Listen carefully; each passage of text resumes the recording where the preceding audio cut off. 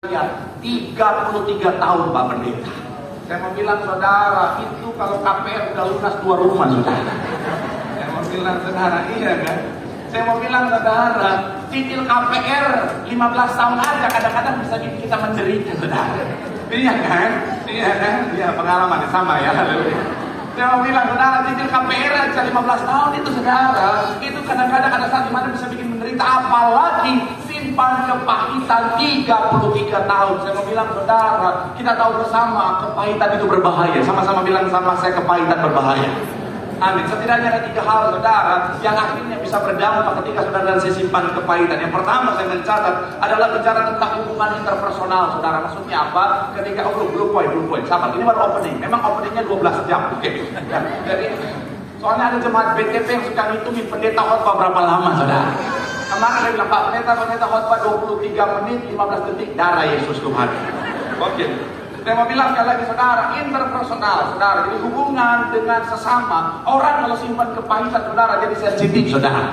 Orang kalau simpan kepahitan akhirnya apa? Mau gaul sama siapapun akhirnya dikit-dikit berantem.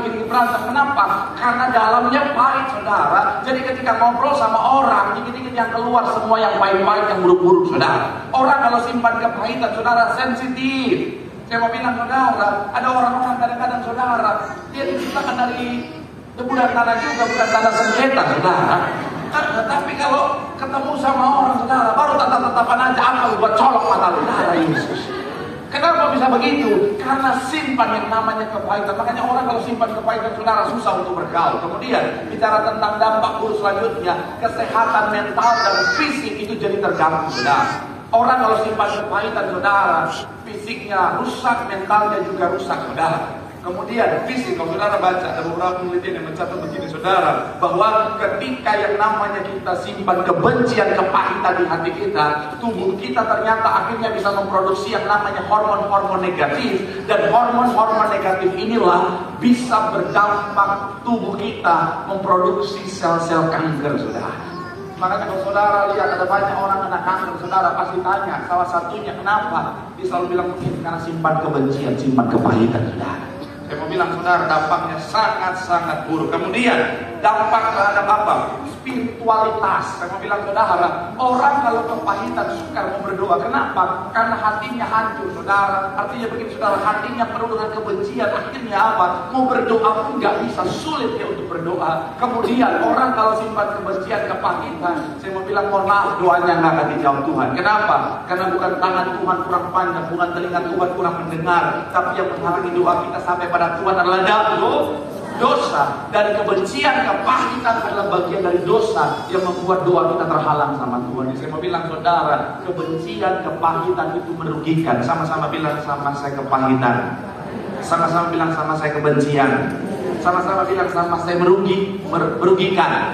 Bilang kanan kiri merugi. Bilang sama terus kenapa lu masih simpan? Saya mau bilang saudara, Pak Pendeta ngeprank terus, gak apa-apa lah ya. Tapi saya mau bilang saudara, saya ngerti ada banyak orang bilang begini, Pak Pendeta, saya sudah tahu kebencian, kepahitan itu rugi kalau saya simpan. Tapi masalahnya saya gak bisa lepas Pak. Saya udah berusaha tapi gak bisa Pak. Itu terus ada di hati saya Pak. Saya mau bilang saudara, kita sama-sama kita akan bahas hari saudara. Doa saya, firman Tuhan hari yang akan kita bahas, saudara dan saya akan punya kemampuan untuk melepaskan segala kebencian, kepahitan, sehingga hidup kita dalam kelegaan dan menikmati berkat Tuhan. Tepuk tangan sekali lagi yang paling meriah buat Tuhan. Haleluya. Sama-sama bilang sama saya bisa. Bilang kanan kirimu, kamu juga bisa. Tepuk tangan yang paling meriah buat Tuhan. Haleluya. Nah, saya mencatat di sini saudara, untuk menang atas kepahitan ada 3 hal yang harus kita sadari. Apa saja itu saudara? Yang pertama saya mencatat adalah menyadari kesalahan. Hari ini judul khotbah kita saudara adalah menang atas kepahitan. Sama-sama bilang sama saya, menang atas kepahitan. Amin. Apa yang harus kita sadari untuk menang atas kepahitan? Yang pertama, sadari kesalahan. Sama-sama bilang sama saya, sadari kesalahan. Sama-sama bilang sama saya, menyadari kesalahan. Kita buka Efesus 4 ayat 31. Efesus pasal yang keempat ayat 31. Saudara, sama-sama kita baca Efesus pasal yang keempat ayatnya yang ke-31. Yuk, yang sudah di sana ayat 31 boleh bilang aku diberkati. Sama-sama kita baca 3. Ya, segala kegeraman, kemarahan, pertikaian dan fitnah hendaklah Demikian pula segala bagian awal dikatakan apa? Segala kepahitan, kegeraman, kemarahan. Sama-sama bilang sama saya kepahitan. Sama-sama bilang sama saya kegeraman. Sama-sama bilang sama saya kemarahan. Sama-sama bilang sama saya buang. Kolose 3 ayat 8 sama-sama. Kolose pasal yang ketiga ayatnya yang ke-8. Memang awal bulan itu semangatnya luar biasa, saudara, terasa sekali. Roh-roh baru gajian, haleluya. Yuk sama-sama kita baca ayatnya yang ke-8 di Kolose 3 sama-sama. 3 ya. Tetapi sekarang buanglah, yaitu apa? Marah, geram, kejahatan, fitnah, dan kata-kata kotor yang sekali lagi saudara bagian awal dikatakan apa? Tetapi sekarang buanglah semuanya itu, yaitu apa? Marah. Sama-sama bilang sama saya marah. Sama-sama bilang sama saya geram. Sama-sama bilang sama saya buang semua itu. Haleluya. Jadi saya mau bilang saudara, yang pertama apa yang harus kita lakukan saudara untuk supaya kita bisa menang atas yang namanya kepahitan adalah sadari kesalahan. Sekali lagi sama-sama bilang sama saya sadar kesalahan. Mungkin saudara bilang sama saya, oh Pak Pendeta, kok nggak salah Pak Pendeta? Pak Pendeta kan saya kan kepahitan gara-gara salah dia Pak Pendeta, gara-gara tindakan orang itu Pak Pendeta, gara-gara perkataan orang itu Pak Pendeta saya kepahitan. Kenapa saya harus sadar akan kesalahan saya? Saya mau bilang saudara, kesalahannya karena kita responnya salah, kemudian tindakan lanjutan kita salah. Maksudnya gimana? Urutannya begini saudara, boleh munculkan kalau bisa munculkan gambarnya. Urutannya begini saudara. Jadi ketika bicara tentang sesuatu itu saudara, kita bisa mulai dari yang namanya awalnya tindakan orang lain saudara. Awalnya tindakan orang lain atau perkataan orang lain. Kalau gambarnya sudah bisa dimunculkan. Jadi bicara tentang awalnya akan berawal dari tindakan orang lain atau perkataan orang lain. Tapi apakah itu langsung jadi kepahitan? Tidak. Saya mau bilang saudara akan melewati yang namanya respon. Sama-sama bilang sama saya respon. Dan respon inilah yang akan menentukan perkataan orang lain yang pedas itu, perkataan orang lain yang buruk itu, tindakan orang lain yang buruk itu. Saya mau bilang saudara akan melewati yang namanya respon. Artinya apa? Dampak kepada diri kita tergantung daripada respon kita. Misalnya ibu-ibu, shalom ibu-ibu.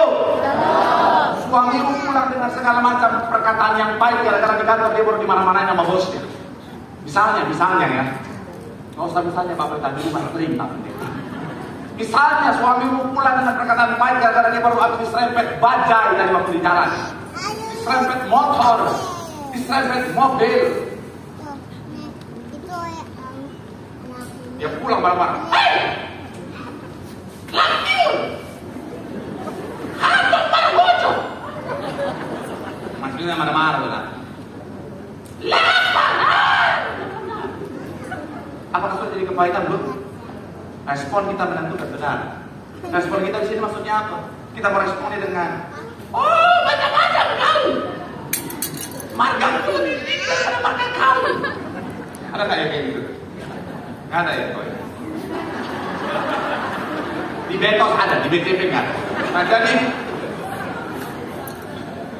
nanti kalau saya di Betos saya bilang BTP ya. Nah jadi saya mau bilang sekali lagi saudara. Respon, atau kita responnya apa? Kasih.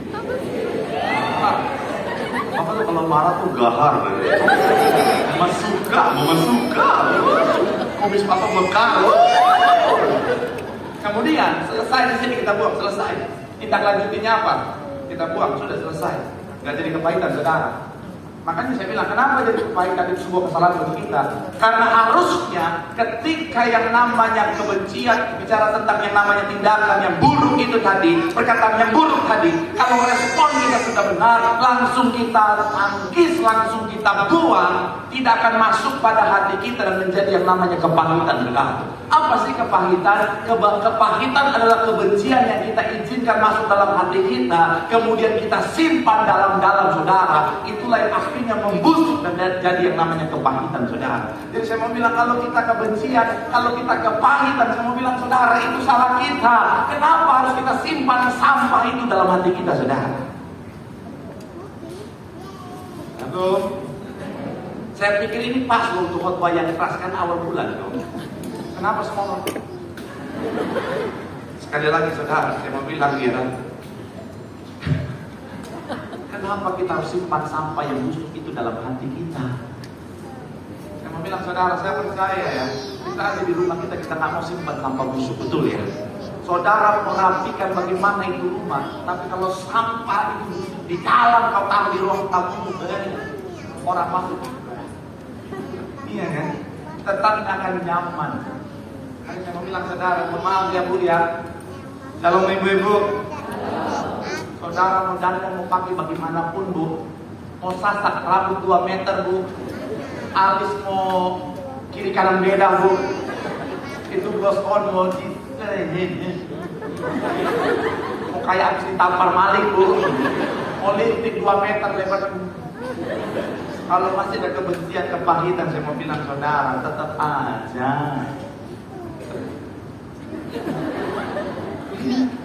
Maka sekarang saya mau bilang saudara, ayolah, jangan ada kebencian, kepahitan, amin. Kalau ada kebencian, kepahitan, sadar kesalahan kita. Kenapa kita simpan dalam hati kita? Makanya kita bilang apa? Sama-sama bilang sama saya, buang.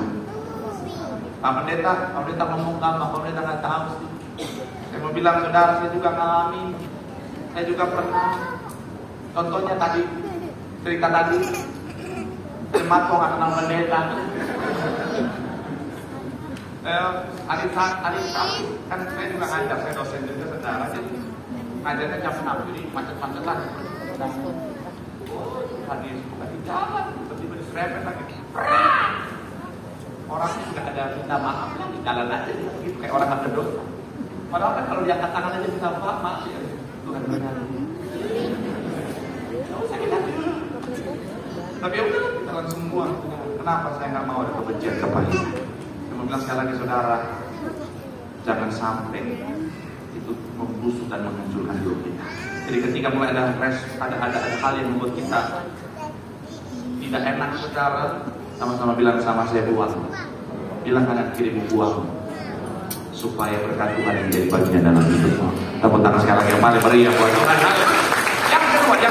Yang kedua, apa yang harus kita sadari saudara, agar supaya bicara tentang yang namanya kita bisa menang atas yang namanya kepahitan. Yang kedua adalah sadari akan pengampunan Tuhan. Sama-sama bilang sama saya, sadari pengampunan Tuhan. Sama-sama bilang sama saya, sadari pengampunan Tuhan. Kita buka Mazmur pasal yang ke-103 ayat 12 sampai 13. Yuk, Mazmur 103 ayat 12 sampai 13 sama-sama. Yang sudah di sana, Mazmur pasal yang ke-103 ayat 12 sampai 13 boleh bilang aku diberkati. 3, iya. Sejauh ada itu. Enggak kelihatan ya? Ketutupan gajian.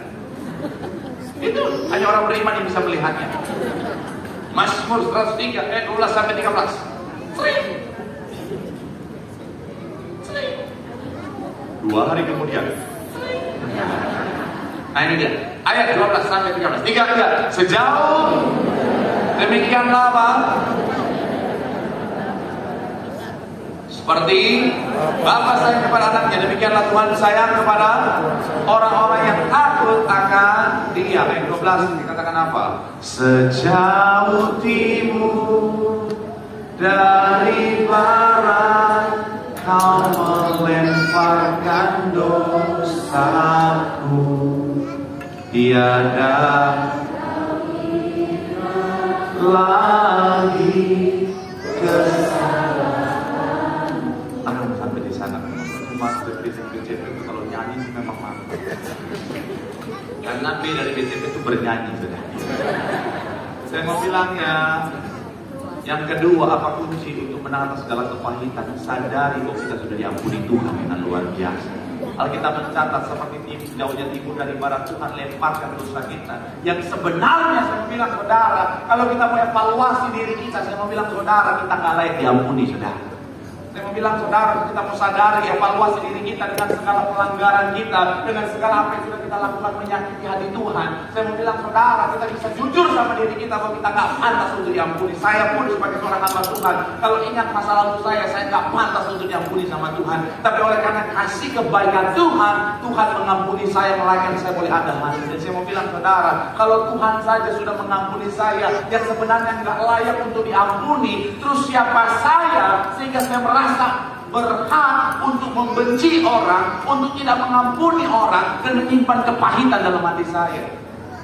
Hello, Saya mau bilang saudara, siapa kita sehingga kita merasa nggak layak.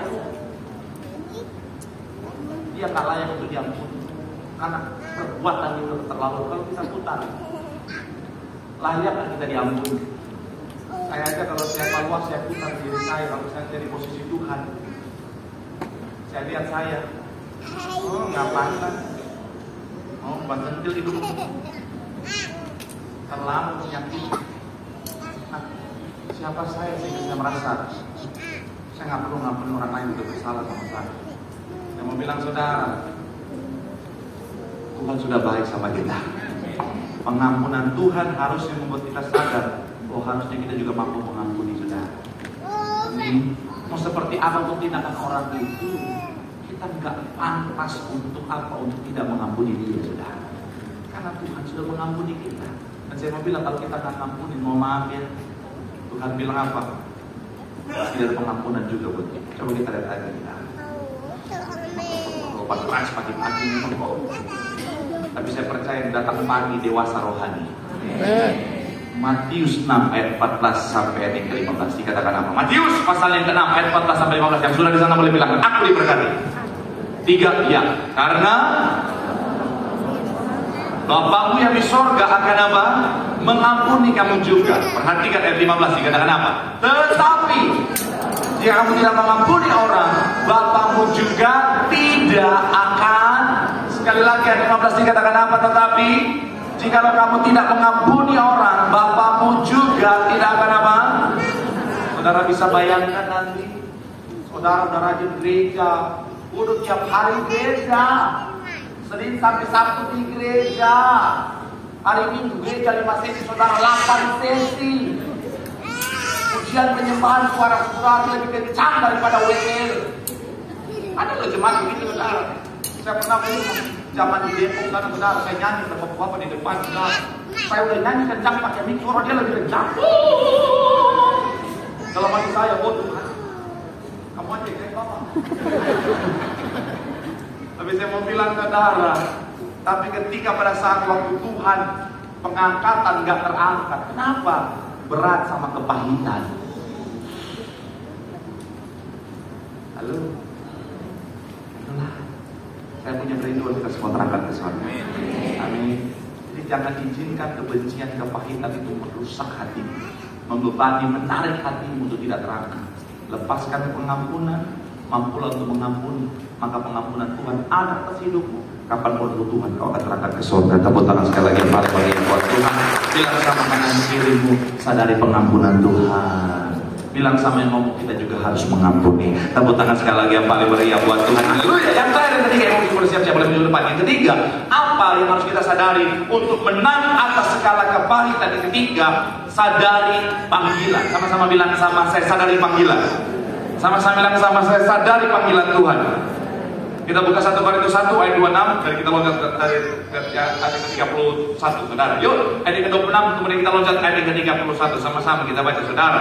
Yaitu 1 Korintus 1 ayat 26 dan kita loncat ke ayat 31. Kita baca 26 saudara. Yang sudah di sana boleh bilang aku diberkati.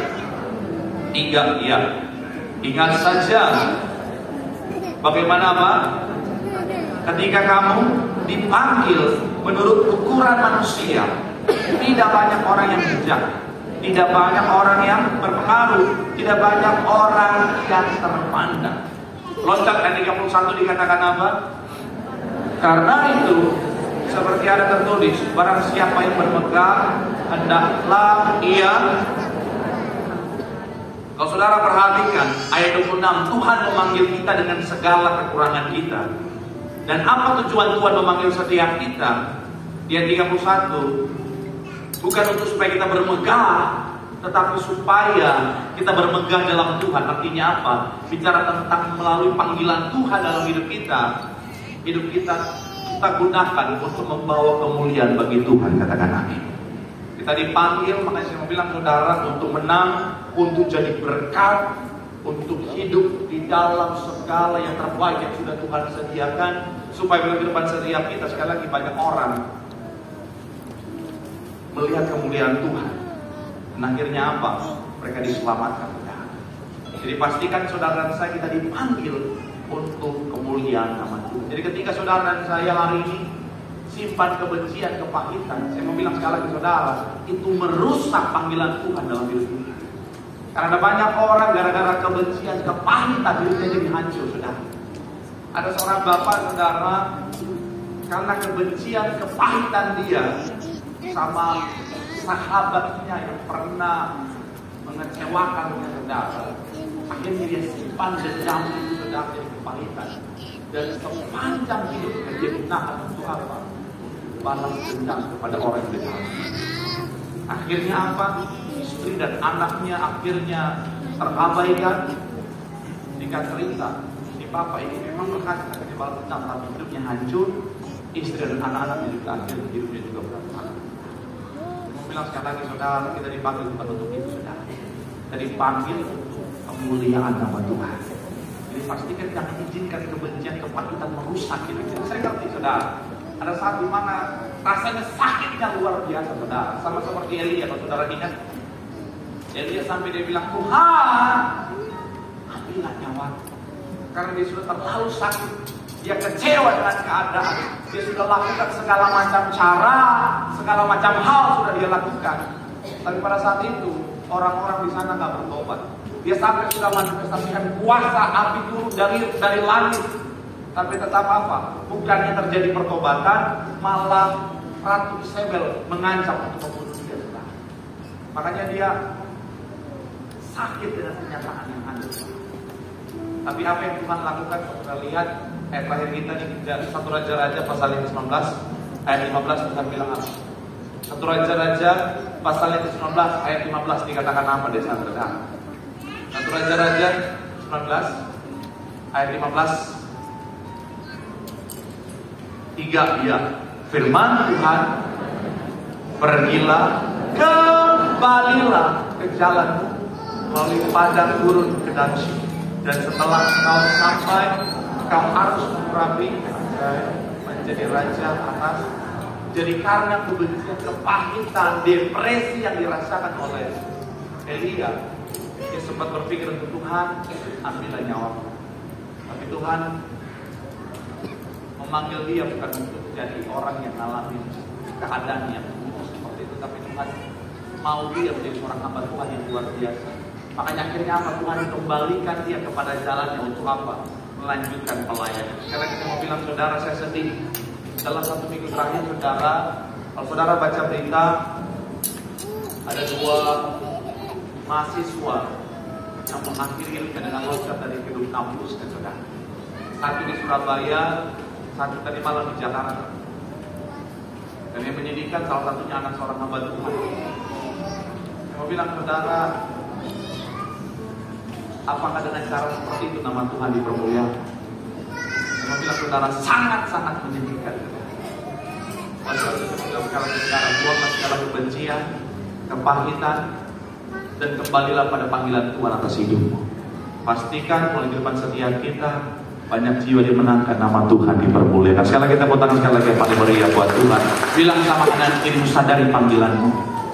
Panggilan Tuhan itu besar, itu luar biasa untuk kemuliaan nama Tuhan. Sekali lagi tepuk tangan yang paling meriah. Yang diberkati boleh lambaikan tanganku. Sekali lagi tepuk tangan sorak-sorak yang paling meriah buat Tuhan. Haleluya. Sama-sama buka hati kita buat Tuhan. Kemuliaan bagi Tuhan di tempat maha tinggi. Kau Raja diagungkan dan dipuji.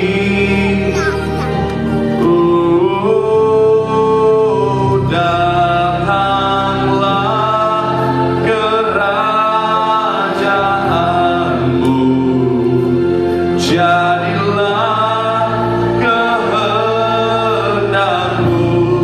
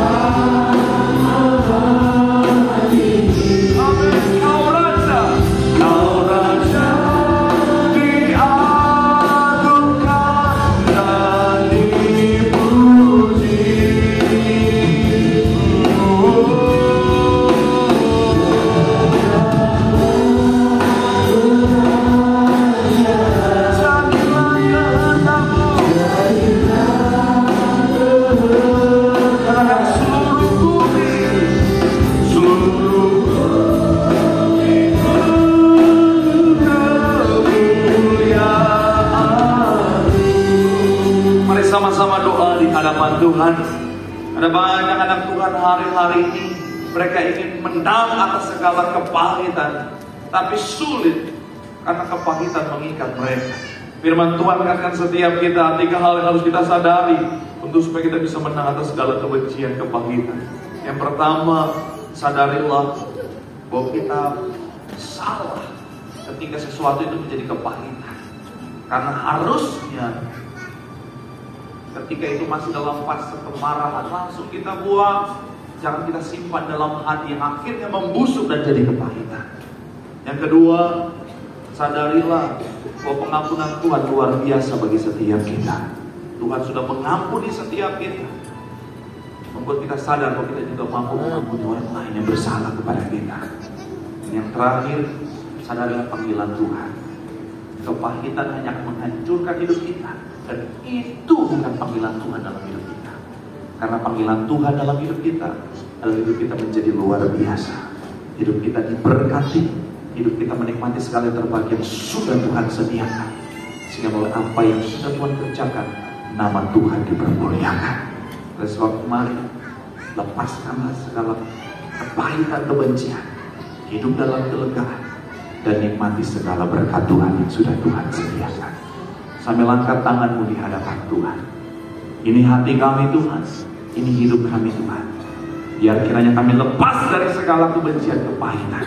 Kami hidup dalam kelegaan, hidup kami diberkati untuk kemuliaan nama Tuhan. Sambil terus angkat tanganmu di hadapan Tuhan pagi hari. Terima kasih. Dimuliakan